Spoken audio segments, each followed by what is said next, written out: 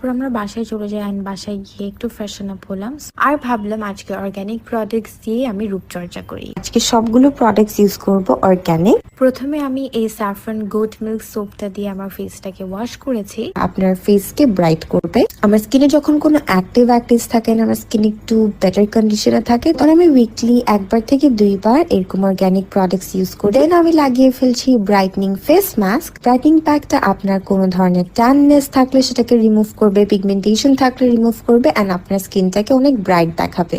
আমি aloe vera gel দিয়ে apply করেছি। যাদের স্কিনে অ্যাকনেস হয় না তারা মিল্ক দিয়ে অ্যাপ্লাই করতে পারবেন। 10 মিনিট রাখার পর ফেসটাকে ওয়াশ করে নিলাম। এখন আমি লাগাচ্ছি স্যাফরন জেল। এটা ঠান্ডা ঠান্ডা লাগালে অনেক বেশি ভালো লাগে। স্যাফরন জেলটা লাগানোর পর স্কিন অনেক গ্লো অ্যান্ড অনেক বেশি সফট হয়ে যায়। 10 মিনিট রাখার পর আমি আবার ফেসটাকে ওয়াশ করে নিলাম। দেন লাস্টলি আমি অ্যাপ্লাই করে ফেললাম স্যাফরন ব্রাইটনিং সিরাম। এটা অনেক বেশি রিফ্রেশিং। তারপর আছে এই স্যাফরন ক্রিম, যেটা আপনার স্কিনকে ব্রাইট করতে হেল্প করবে। এই পুরো কম্বোটি পেয়ে যাচ্ছেন organic.com-এ। আর আমার পেজ